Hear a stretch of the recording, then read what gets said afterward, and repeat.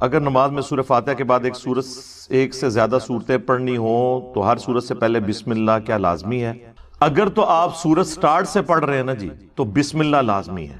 نبی صلی اللہ علیہ وآلہ وسلم جب بھی کوئی سورت پڑھتے تھے نا سٹارٹ سے، صحیح مسلم میں آتا ہے آپ صلی اللہ علیہ وآلہ وسلم نے سورہ الکوثر کی تلاوت کی تو بسم اللہ الرحمن الرحیم انا اعطیناک الکوثر جب آپ کے اوپر نازل ہوئی۔ اسی وجہ سے آپ دیکھیں گے یہ اختلاف پایا جاتا ہے کہ یہ بسم اللہ سورتوں کا حصہ ہے یا الگ سے ہے۔ اس کے اوپر میری تفصیلی ویڈیو ریکارڈ ہے۔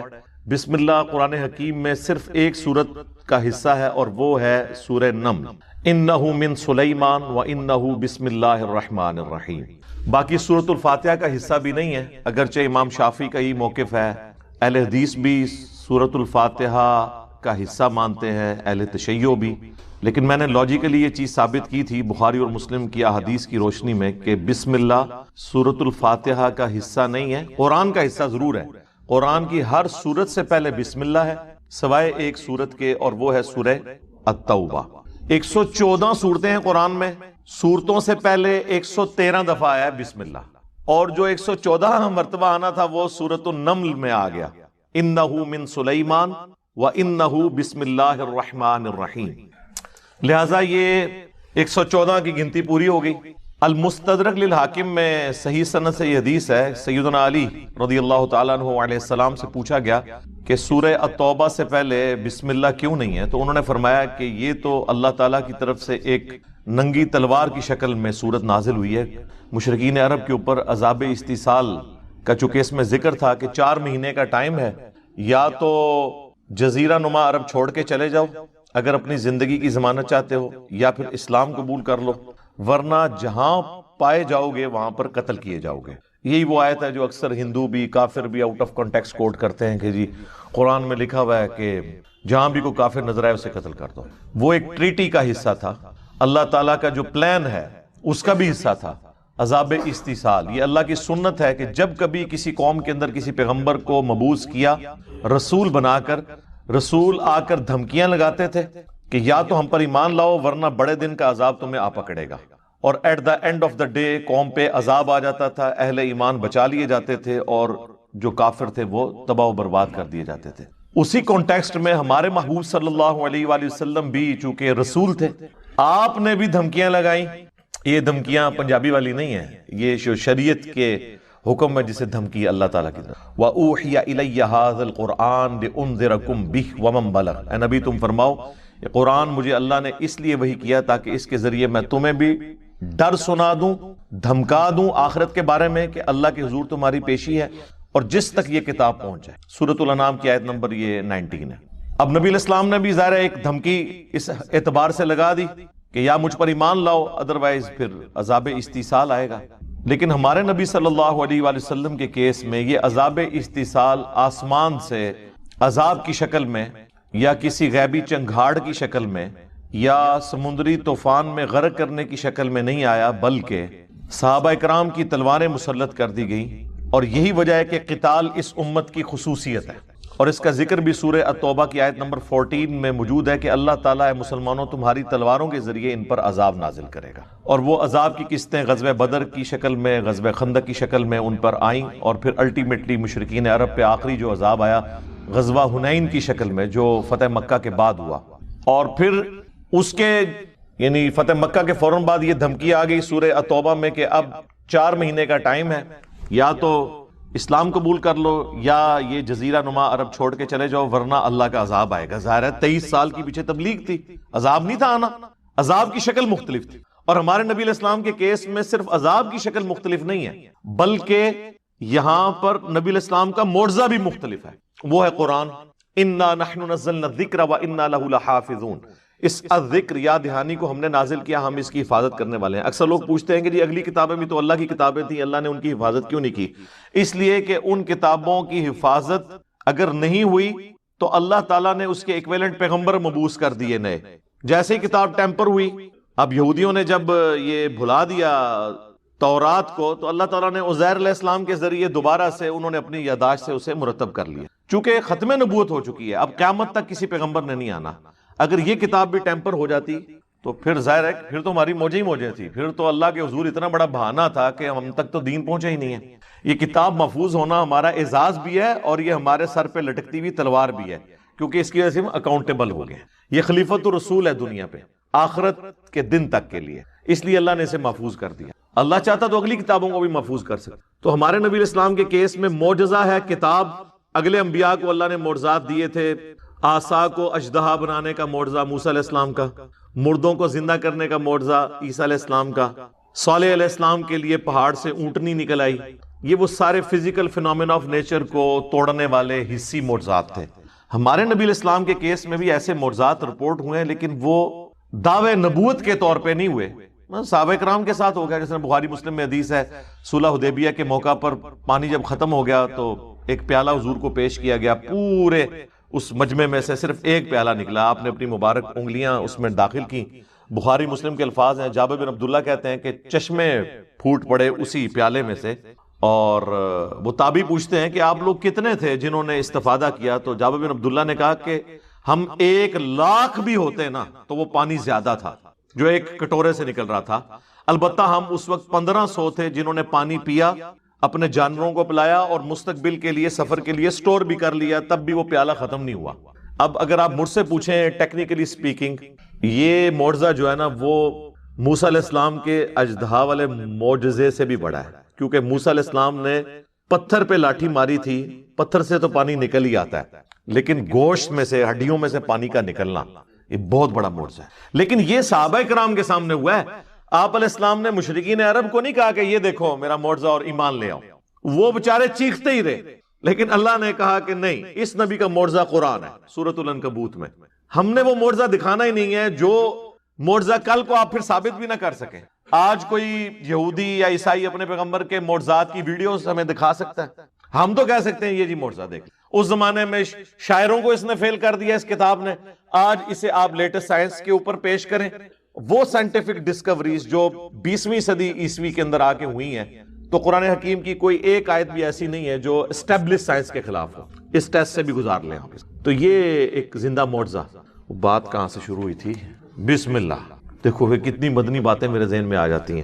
تو بسم اللہ آپ نے پڑھنی ہے اگر آپ سورت سٹارٹ میں کر رہے ہیں۔ یہ وہ ساری باتیں جو میں نے کی پڑھے لکھے لوگوں کے لیے تھی۔ اب آپ کے لیے مسکین مسلمانوں کے لیے جو بات ہے، جی بسم اللہ پڑھیا کرو، جو تو سورت سٹارٹ کرو بسم اللہ پڑھ لو۔ اگر بیچ میں سے پڑھ رہے ہیں پھر بسم اللہ پڑھنے کی ضرورت نہیں ہے۔ البتہ بسم اللہ کسی سورت کا حصہ نہیں سوائے سورہ نمل کا، لیکن قرآن کا حصہ ہے۔ اب یہ جو بحث ہے نا امام شافعی کی اور امام حنیفہ کی، جس میں میرا موقف امام حنیفہ رحمہ اللہ کے ساتھ ہے، یہ میں نے بخاری مسلم سے ثابت کیا ہے۔ صحیح بخاری میں حدیث ہے، ایک صحابی کہتے ہیں میں نماز پڑھ رہا تھا تو اللہ کے محبوب صلی اللہ علیہ وآلہ وسلم نے مجھے بلایا تو میں نماز مکمل کر کے گیا۔ تو آپ علیہ السلام فرمایا جب میں نے تمہیں بلایا تھا تو تم اتنی دیر سے کیوں آئے ہو؟ تو انہوں نے کہا یا رسول اللہ میں نماز پڑھ رہا ہوں۔ تو آپ نے فرمایا کیا تم نے اللہ کا یہ حکم نہیں سنا؟ سورہ النور کے اندر آیا، سورۃ الانفال کے اندر آیا کہ جب اللہ اور اس کا رسول تمہیں بلائیں تو فوراً حاضر ہو جاؤ۔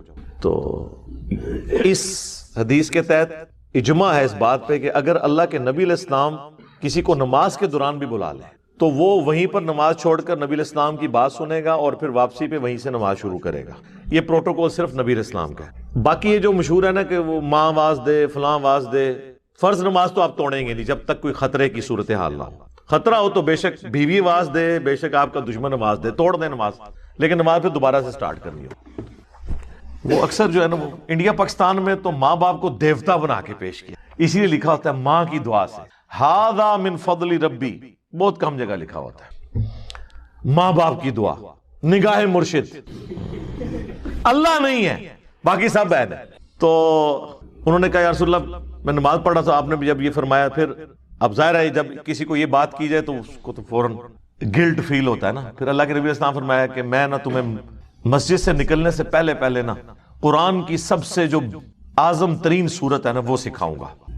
پھر نبی علیہ السلام جب مسجد سے نکلنے لگے تو انہوں نے آ کے حضور کا ہاتھ پکڑ لیا، ان کا یا رسول اللہ اپنا وعدہ پورا کریں، جو آپ نے مجھے ایک سمجھ لیں وہ لوگوں کو خوش کرنے کے لیے وہ تھوڑی سی کوئی ٹافی دی جاتی ہے نا، تو حضور نے ان کو کہا کہ ٹھیک ہے اب پھر میں تمہیں نا ایک گفٹ دوں گا۔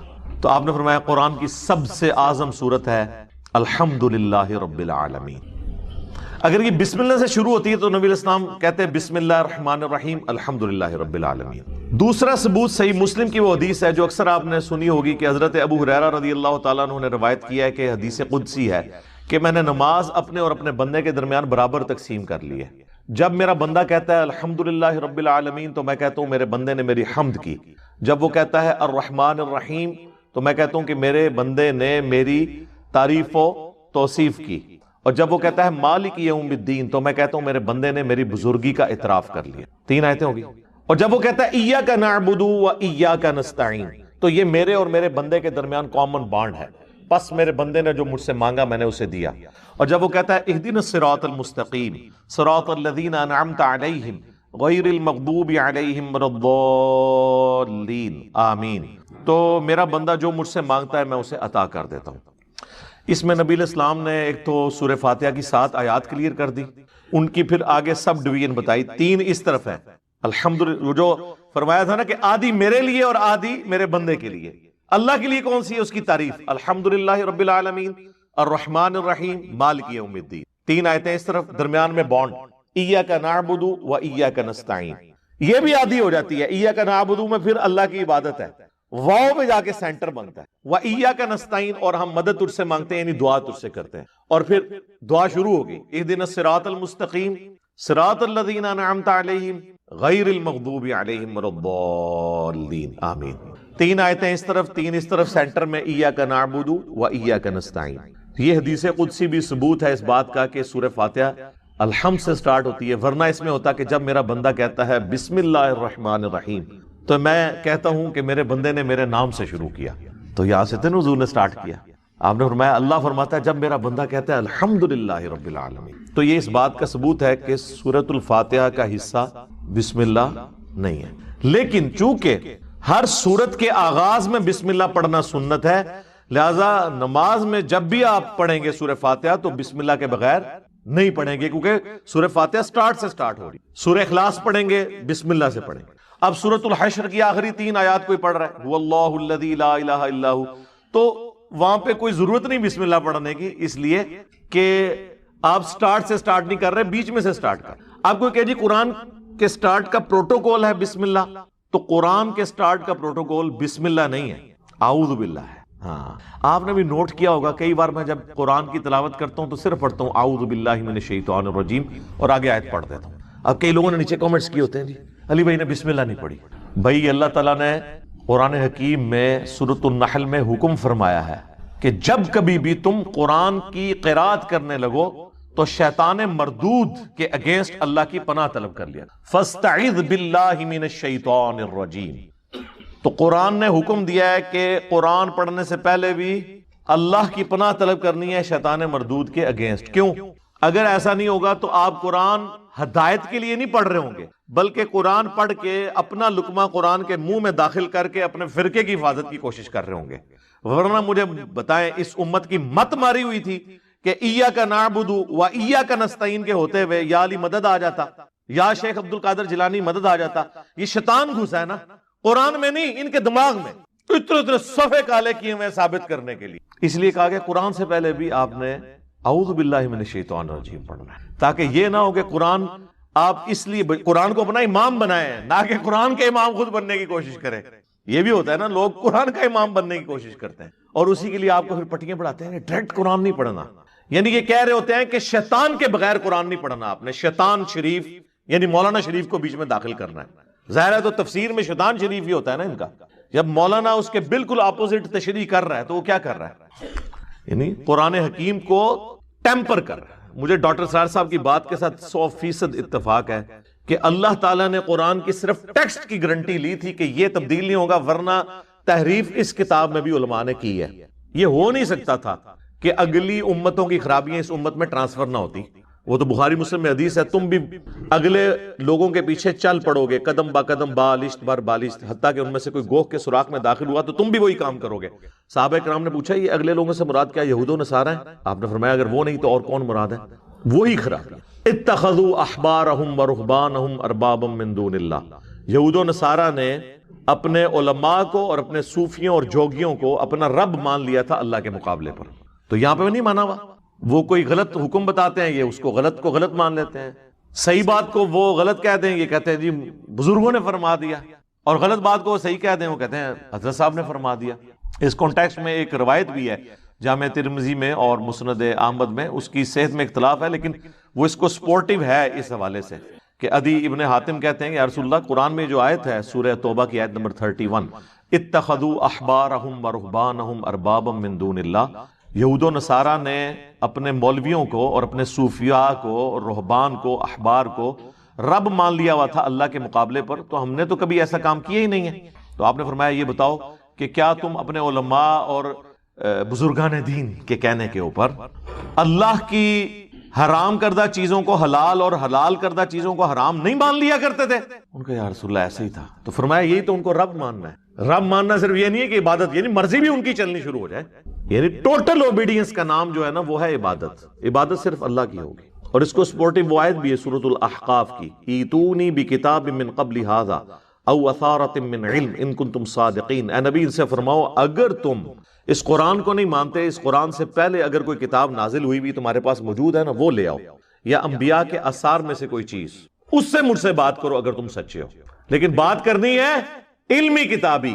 ایتونی بکتاب من قبل ھذا او اثارۃ من علم، اسی سے تو میں نے علمی کتابی لفظ کو ڈیڈکٹ کیا تھا۔ کہتے ہیں نہیں خالی مسلم، جی خالی مسلم ہی ہے، علمی کتابی اس کی توصیف بیان ہو رہی ہے کہ مسلم وہ، جیسے ہم ہیں مسلم صحابہ اور اہل بیت والے، ہم ہیں مسلم اللہ اور اس کے رسول والے، ہم ہیں مسلم قرآن اور سنت والے، ہم ہیں مسلم قرآن اور اہل بیت والے، اس ساری چیز کو ہم نے جمع کر دیا، ہم ہیں مسلم علمی کتابی۔ یہ نہیں ہے کہ یہ کوئی اس کے ساتھ جڑا ہوا ہے مسلم علمی کتابی، یہ اس کی توصیف بیان ہوئی، ایتونی بکتاب من قبل ھذا او اثارۃ من علم۔ اور یہ آیت اس بات کا ثبوت ہے کہ صرف قرآن نازل یا اگلی کتابیں نازل نہیں ہوئی ہیں، انبیاء کے آثار اور سنت بھی نازل کی ہے، اور قرآن میں یہ موجود ہے کہ یا تو انبیاء کے آثار لے کر آؤ یا کتابیں لے کے آؤ۔ لہٰذا جو سنت کو نہ مانے وہ گمراہ نہیں ہے، وہ کافر ہے۔ ذہن میں رکھیے، قرآن اور سنت دو سورسز ہیں، دونوں اللہ کی طرف سے نازل۔ ہاں کسی حدیث کے اوپر کسی کو اختلاف ہو سکتا ہے، اس کو ہم کافر نہیں کہتے۔ جو کہتا ہے جی میں اس حدیث کو نہیں مانتا یا اس کی روایت صحیح نہیں ہے سند، وہ آپ اختلاف کر سکتے ہیں، لیکن ایز اے سورس اگر کوئی کہ جی صرف قرآن ہے سنت نہیں ہے تو وہ کافر ہے۔ میرے علم میں تو ایسے لوگ دنیا میں نہ ہونے کے برابر ہے۔ انکم بشیء من الخوف والجوع ونقص من الاموال والانفس والثمرات، ہم ضرور آزمائیں گے دنیا کی زندگی میں تمہیں خوف کے ذریعے، بھوک کے ذریعے، جان اور مال میں نقص کے ذریعے، وبشر الصابرین، اور بشارت ہوگی صبر کرنے۔ تو یہ ساری تکلیفیں ان کو آپ مکافات عمل کہہ کے نہیں جان چھڑا سکتے، یہ اللہ کی طرف سے آزمائش بھی ہو سکتی ہے کسی کے اوپر، اور صبر کرنے والوں کے لیے بشارت ہے، اور ان کی نشانی کیا ہے؟ الذین اذا اصابتهم مصیبہ، جب کبھی انہیں کوئی مصیبت پہنچتی ہے تو وہ کہتے ہیں قالوا انا للہ وانا الیہ راجعون، بھئی ہم بھی تو اللہ کی طرف سے آئے تھے، ہمیں بھی لوٹ کے اللہ کے پاس جانا ہے۔ اگر کوئی تکلیف آئی ہے تو یہ بھی چلی جائے گی۔ سب سے بڑی تکلیف کیا ہے؟ موت، وہ بھی تو ہم پہ آنی ہے نا، تو اس سے پہلے اگر چھوٹی تکلیف آئی ہے تو اللہ کی طرف۔ اس کانٹیکسٹ میں ایک حدیث ہے صحیح مسلم میں بڑی زبردست، ام سلمہ کہتی ہیں کہ جب ابو سلمہ میرے خامن فوت ہوئے، مجھے ان کی فوتگی کی خبر ملی تو میں نے حضور سے ایک دعا سن کے یاد کر کے، جو کوئی وہ دعا مانگ لے گا اللہ تعالیٰ اس سے بہتر اسے نعم البدل دے، اور وہ دعا آدھا پورشن تو یہی ہے، سورۃ البقرہ کی آیت نمبر 156، انا للہ وانا الیہ راجعون۔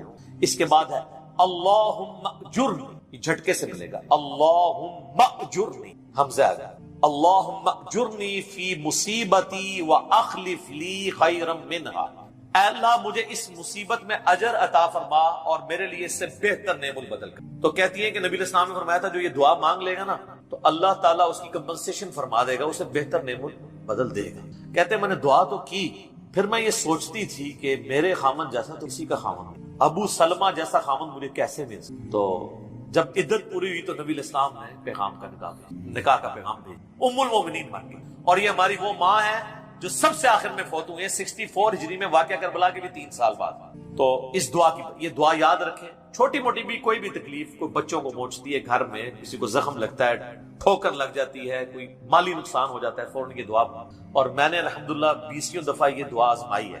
وقتی طور پہ تو فیل ہو رہا ہوتا ہے، کہ یار کوئی مسئلہ خراب ہو گیا، لیکن اس کے بعد اسی شر کے اندر خیر چھپی وہ مل جاتی ہے. اس آپ دعا کو یاد رکھیں، اور صبح شام جو چھوٹی موٹی کوئی خبریں بھی آپ کو ملتی رہتی ہیں اس کے اوپر آپ یہ دعا پڑھتے رہیں. یہ آپ کے لیے ایک بہت بڑا وظیفہ ہے انشاءاللہ تعالی. نیک لوگوں کو جو تکلیفیں آتی ہیں نا دنیا میں، وہ ان کے درجات کو بلند کرنے، اور یہ اللہ تعالیٰ نے بڑی سختی کے ساتھ سورۃ العنکبوت کے اندر نا صحابہ کرام کو ایڈریس کر کے نا یہ فلسفہ کلیئر کیا ہے. آیت نمبر 2 اور 3، احسب الناس ان یترکوا ان یقولوا آمنا وهم لا یفتنون، کیا لوگ اس گمان میں ہیں کہ انہیں صرف اس بات پہ چھوڑ دیا جائے گا کہ وہ ایمان لے آئے اور ہم ان کی آزمائش نہیں کریں گے؟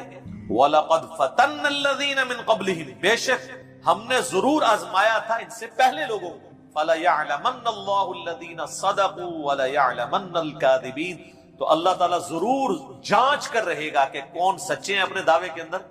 کس دعوے میں کہ غلامی رسول میں موت بھی قبول ہے، اور کون صرف نعرہ بازی کر رہے ہیں. اللہ تعالیٰ ان کو ظاہر کر کے جانچ کے. تو یہ اللہ تعالیٰ نے اپنا اصول رکھا ہے، یونیورسل ٹروتھ. اس کانٹیکسٹ میں صحیح بخاری میں ایک حدیث ہے، صحابہ کرام نے جب کافروں کی تکلیفوں کا ذکر کیا نا حضور، تو آپ نے فرمایا صبر کرو، اللہ کی قسم تم سے اگلے لوگوں کو زمین میں گاڑا جاتا تھا، سر کی مانگ پہ آرا رکھا جاتا تھا اور کہا جاتا تھا کہ اسلام چھوڑ دو، اور وہیں ان کے 2 ٹکڑے کر دیے جاتے تھے، وہ اپنے دین پہ قائم رہتے تھے. لوہے کی کنگیاں ان کے گوشتوں پہ پھیری جاتی تھی حتیٰ کہ ہڈی تک پہنچ جاتی تھی، تب بھی وہ اپنے دین پر ثابت قدم رہے. تو نبی اسلام نے اپنے صحابہ کو اگلے لوگوں کی تکلیف گنا. تو اب وہ جو اتنی تکلیفیں کاٹتے رہے ہیں وہ کوئی مکافات عمل نہیں ان کے لیے ہوا، آزمائش تو ہوئی ہے نا جی.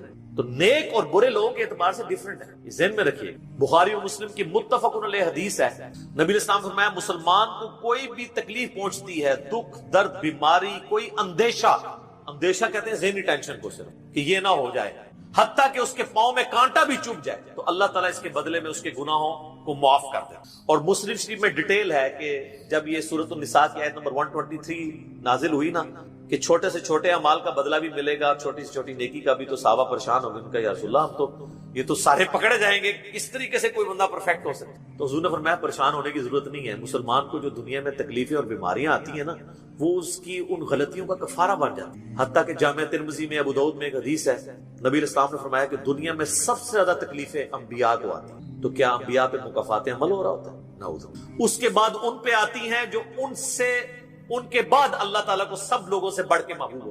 آپ نے صحابہ کا بھی نام نہیں لیا، فرمایا جو بھی، وہ اس زمانے میں بھی ہو سکتا ہے، آج کے زمانے میں بھی، کیونکہ بعض اصحاب تو ایسے ہیں جنہوں نے کفر کی زندگی میں بھی موج کی اور اسلام کی زندگی میں موج کی، وہ تکلیفوں سے گزرے ہی نہیں. اچھا. اور پھر فرمایا اس کے بعد وہ لوگ ہیں جو اس کے بعد اللہ کو سب سے بڑھ کر محبوب، حتیٰ کہ انسان پہ تکلیفیں آتی رہتی ہیں اور اس کی موت کا وقت آ جاتا ہے اور اللہ تعالیٰ اسے پاک و صاف کر کے دور اٹھا لیتا ہے. یہ جو لوگ کہتے ہیں نا یار وہ موت کے وقت فلانے کے ساتھ، یار وہ احمد دیدہ صاحب 9 سال تک قومے میں رہے ہیں، اتنی اسلام کی انہوں نے خدمت کی، ہزاروں عیسائیوں کو مسلمان کیا، لاکھوں مسلمانوں کے ایمان کی حفاظت کا سبب اللہ نے ان کو بنایا، لیکن وہ 9 سال تک قومے کی حالت 1996 سے لے کے 2005 تک. تو کوئی کچھ کہتا تھا جی یہ وہ جی، عیسائی بھی ان کو کہتے تھے دیکھو جی اس کو بدوا لگ گئی ہے، وہ ہو گیا، گستاخ ہے یہ. تو یہ تو کوئی طریقہ نہیں. اس طریقے سے جنید جمشید صاحب جب شہید ہوئے تو آپ دیکھ لیں ان کے مخالفین نے ان کے بارے میں کیا بات. اور سر صحابہ کرام کو تو رومن امپائر کی بیٹل فیلڈز کے اندر تیل کے کڑاؤں میں روسٹ کیا گیا. تو آپ کیا کہیں گے نعوذ باللہ ان کے ساتھ یہ کچھ ہو گیا؟ ابو عبیدہ ابن جرح، معاذ ابن جبل، لاڈلے ترین اصحاب ہیں، طاعون کے مرض میں شہید ہوئے ہیں، اور طاعون میں اتنے بڑے بڑے پھوڑے جسم کے اوپر نکلتے ہیں. آپ تو سمجھتے ہیں کہ صحابہ کرام جو ہے وہ بڑے سکون سے بیٹھتے ہوں گے اور پھر کلمہ پڑھتے ہوں گے، ساتھ ہی ایسے روح پرواز کر. حضرت حمزہ ابن عبد المطلب کا مسلح ہوا ہے، سید الشہداء ہیں. حضرت حسین علیہ السلام کے ساتھ جو کچھ کربلا میں ہوا ہے. تو نیک بندوں اور عام بندوں کے اعتبار سے اس کا حکم ڈیفرنٹ ہے. نیک بندوں کے درجات بلند ہوتے ہیں. حسین ابن علی سے اتنی بڑی قربانی نے اللہ نے لی کہ قیامت والے دن ان کو جنتی نوجوانوں کا جو سردار ہونا ہے اس کو جسٹیفائی کیا جائے کہ آؤ جی حسین جیسی ہے کسی قربانی، بڑھا دے رہے ہیں سردار، آ جاؤ لے کے آؤ. کوئی کھڑا ہو سکتا ہے؟ ابھی تک 1500 سال میں تو نہیں کوئی دعویٰ کرے گا کھڑا ہونے کا.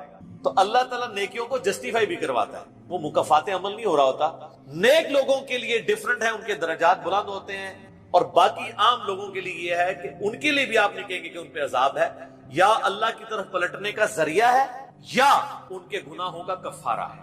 یہ آپ نے کسی پہ نہیں کہنا اس کے اوپر لعنت پڑ گئی، اس کے اوپر یہ ہو گیا، اس کے اوپر یہ ہو گیا. یہ آپ کو کسی نے رائٹ نہیں. یہ بہت بڑا ظلم ہے. ایک طرح کے معاملات ہوئے ہوتے ہیں دونوں کے ساتھ. اب آپ دیکھ لیں سنیوں میں سے کوئی جیل میں جاتا ہے تو شیعہ کہتے ہیں دیکھا جی مکافات عمل ہے، شیعہ میں سے کوئی جاتا ہے سنی کہتے ہیں مکافات عمل ہے. تو یہ آپ جو مرضی، اور اپنوں کے لیے کہتے ہیں آزمائش ہے. تو یہ آج کی ڈیٹ میں آپ نے سب کے لیے آزمائش ہی کہنا ہے، ورنہ یہ مسئلہ بالکل خراب ہو جائے گا. اللہ ہی اللہ جی، اللہ تعالیٰ سے خیر مانگنا چاہیے، اللہ تعالیٰ کی طرف رجوع لانا چاہیے. اس حوالے سے بخاری اور مسلم دونوں میں حدیث ہے. میں اب آپ کو تھوڑے وظیفے بھی بتا دوں نا. ظاہر آزمائشیں تو ہر بندے پہ آتی ہیں، اللہ کی طرف رجوع بھی لانا چاہیے. ان آزمائشوں سے نکلنے کا طریقہ کیا ہے؟ بخاری اور مسلم دونوں میں حدیث ہے. نبی صلی اللہ علیہ وآلہ وسلم کے بارے میں انس بن مالک کہتے ہیں کہ نبی علیہ السلام کی اکثر دعا یہی ہوا کرتی: اللہم ربنا آتنا فی الدنیا حسنہ وفی الآخرۃ حسنۃ وقنا عذاب النار. آمین. یہ بخاری مسلم میں بھی ہے، سورۃ البقرہ کی آیت نمبر 201 ہے. اے اللہ ہمیں دنیا میں بھی بھلائیاں عطا فرما اور آخرت میں بھی بھلائیاں عطا فرما، اور آخرت کی سب سے بڑی بھلائی بھی ساتھ مانگ لی، وقنا عذاب النار، آگ کے عذاب سے. آمین. یہ اکثر آپ کی دعا ہوگی. اس کانٹیکٹ میں ایک حدیث ہے بڑی انٹرسٹنگ، صحیح مسلم میں. ایک صحابی بیمار ہوئے حتیٰ کہ بالکل ہڈیوں کا پنجر بن گئے، اور صحابہ کہتے ہیں چڑیا کی طرح ان کی جان ہو. نبی علیہ السلام ان کی عیادت کے لیے گئے. آپ نے جب دیکھا، آپ نے تو اللہ سے کیا مانگتا ہے؟ چنگا بندہ ٹردا پھرتا بندہ ایڈا منجی دے پہ گیا، بالکل ڈھانچہ پنجر بن گیا ہڈیوں. اس نے کہا یا رسول اللہ، میں اللہ تعالیٰ سے یہ دعا کرتا ہوں کہ اے اللہ جو تو نے مجھے آخرت میں عذاب دینا ہے نا، دنیا میں ہی دے دے. آخرت کا عذاب تو بہت سخت ہے، تو مجھے دنیا میں ہی وہ عذاب دے. نبی علیہ السلام نے سبحان اللہ، کیا تم دنیا میں بھی اللہ کی تکلیف برداشت کر سکتے ہو؟ اوے تجھے تو چاہیے تھا، تو کہتا ہے اللہم ربنا آتنا فی الدنیا حسنہ وفی الآخرۃ حسنۃ وقنا عذاب النار. یعنی آپ اللہ تعالیٰ کو معاذ اللہ کو فنیٹک سمجھتے ہیں کہ آپ کہیں گے اس نے عذاب تو ضرور دینا ہے تو مجھے ادھر دے دے.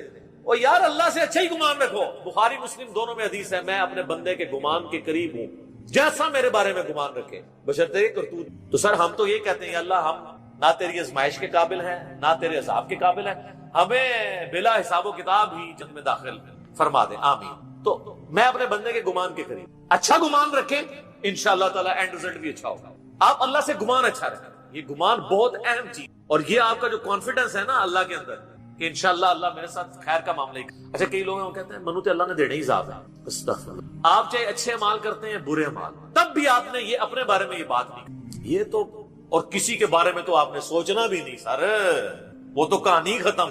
وہ تو صحیح مسلم میں حدیث ہے نا، ایک شخص نے قسم اٹھا کے کہہ دیا تھا کہ اللہ تعالیٰ اس کو کبھی معاف نہیں کرے گا. وہ بڑا گنہگار شخص اللہ کی بارگاہ میں پہنچے. اللہ نے فرمایا تو نے میرے بھی آپ پہ کیسے قسم کھا دی؟ جا میں نے اس کو معاف کیا، تجھے دوزخ میں پھینک. لا يسأل عما يفعل وهم يسألون، سورۃ الانبیاء کی آیت ہے. اللہ کو کوئی نہیں پوچھ سکتا اس نے یہ کیوں کیا، وہ سب کو پوچھ سکتا ہے کہ انہوں نے یہ کیوں. یہ اللہ تعالیٰ کے بارے میں ناشکری پھیلانا سورہ الزمر میں ہے، لا تقنطوا من رحمت اللہ. اللہ تعالیٰ کے بارے میں مایوسی عوام کے اندر پھیلانا. لیکن اس کا دوسرا پہلو بھی غلط ہے کہ آپ رحمت کی آیتیں پڑھ کے تو لوگوں کے کام چوک کے رکھو، وہ بھی دوسری ایکسٹریم، وہ بھی نہیں ہونی چاہیے. رحمت سے دھوکہ بھی نہیں کھانا. ہاں اعمال پورے کرنے ہیں اور پھر اللہ سے امید. جو سیدنا ابوبکر نے حضرت عمر کو وصیت کرتے ہوئے کیا کہا تھا کہ عمر جب تو جنتیوں کی طرف دیکھے نا تو دعا کرنا کہ میں بھی ان میں شامل ہو جاؤں، اور جب بھی تو جہنمیوں کا ذکر لائے تو اللہ تعالیٰ سے پناہ مانگنا کہ کہیں میں ان میں شامل نہ ہوں. انہوں نے آگے سے کہا کہ میں عشرہ مبشر ہوں. ٹھیک ہے، یہ معاملہ بہت سینسٹیو ہے. جن کو اللہ کا تعارف ہے نا تو وہ ان کی زندگی بڑے ڈر ڈر کے گزرتی. تو یہ حدیث میں نے اس لیے بتا دی.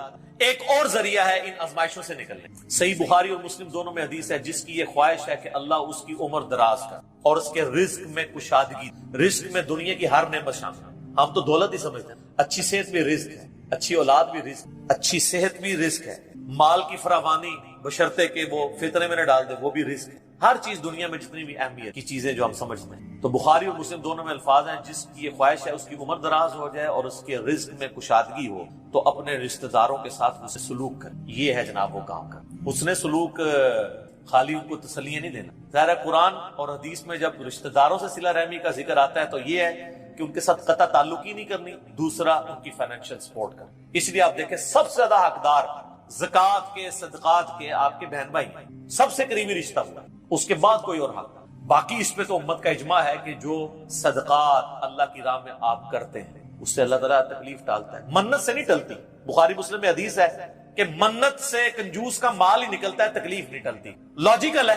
منت تو یہ کہ یا اللہ پہلے کر تو میں کراں گا، اور صدقے میں کیا ہے یا اللہ میں نے تیری طرف سے تیری راہ میں یہ صدقہ کیا اور میں اس نیک عمل کا وسیلہ تجھے پیش کرتا ہوں، میرا مسئلہ حل کرتا ہے. جو بخاری مسلم میں حدیث ہے 3 لوگ غار میں پھنس گئے تھے، انہوں نے اپنے پرانے اعمال کا واسطہ پیش کیا تھا. یہ نہیں تھا کہ یا اللہ ایک بار کاٹ دیتے سی کرا کے پھر کون سی نکلنا. انہوں نے اپنے پرانے کیے ہوئے اعمال کا وسیلہ اللہ کے حضور پیش کیا. جو قرآن میں ہے وَاسْتَعِينُوا بِالصَّبْرِ وَالصَّلَاةِ، صبر اور نماز کے ذریعے اللہ کی مدد چاہو، جس سے وہ کہتے ہیں جی اس سے غیر اللہ کی مدد ثابت ہوتی ہے، تو کوئی کہتا ہے المدد یا صبر، المدد یا نماز، وہ اس کا مطلب ہے صبر اور نماز سے اللہ کی مدد، کیونکہ آگے آتا ہے ان اللہ مع الصابرین، بے شک اللہ تعالیٰ صبر کرنے والوں کے ساتھ۔ تو نیک اعمال کا وسیلہ آپ اللہ کے حضور پیش کریں۔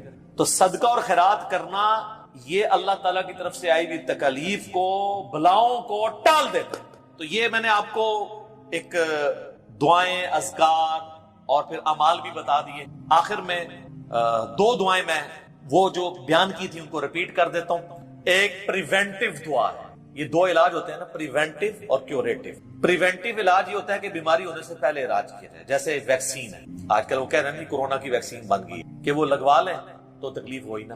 ایک ہوتا ہے کیوریٹیو علاج، کہ بیماری ہو گئی ہے تو اب علاج کیسے؟ تو پریونٹیو علاج جو دعائیں ہیں نا وہ ہے اللہم ربنا آتنا فی الدنیا حسنہ وفی الآخرۃ حسنۃ وقنا عذاب النار۔ ہر نماز کے تشہد میں سے مانگے، بلکہ سجدے میں مانگے۔ صحیح مسلم میں حدیث ہے کہ سجدے میں تم اپنے رب کے سب سے زیادہ قریب ہوتے ہو، خوب دعائیں مانگا کرو۔ سجدے میں بھی آپ یہ دعا مانگیں، تشہد میں تو مانگے ہی مانگے، وہ بخاری مسلم میں حدیث ہے درود شریف کے بعد جو چاہو اپنے رب سے مانگو، وہ تو قبولیت کی ایک جگہ ہے۔ اس کے علاوہ یہ ہو گئی پریونٹیو علاج بیماریوں سے، پریشانیوں سے۔ جتنے سنت اذکار ہیں، بسم اللہ الذی لا یضر یا اعوذ بکلمات اللہ التامات من شر ما خلق، یہ ساری کی ساری چیزیں اللہ تعالیٰ کی طرف سے سنت اذکار ہیں۔ لیکن یہ یاد رکھیے گا یہ ناگہانی آفات کے لیے ہیں، یہ نہیں ہے کہ بسم اللہ پڑھ کے ساکٹ میں انگلی دے دے، یا بسم اللہ الذی لا یضر پڑھ کے تو کوبرے سے کھیلنا شروع کر دیں، نہیں، وہ پھر آپ اپنے اوپر تقدیر خود غالب کروا رہے ہیں، پھر یہ اذکار نہیں اثر دیں گے۔ یہ ناگہانی آفات کے لیے، جب کوئی شخص اپنے اوپر خود تقدیر غالب کر لیتا ہے نا، پھر وظائف ہو جاتے ہیں سائڈ پہ، یہ ذہن میں رکھیں۔ پھر بھی جو تکلیفیں آنی ہے نا وہ تو آنی ہے، اللہ کی طرف سے آزمائش والی، وہ تو ہمیں یہی ایٹیچیوڈ ہے کہ ہم اللہ تعالیٰ کی طرف جھلائیں، اور وہی ہے کیوریٹیو علاج، کہ جب تکلیف آ جائے تو اب کیا کرنا ہے، اس نے کہنا ہے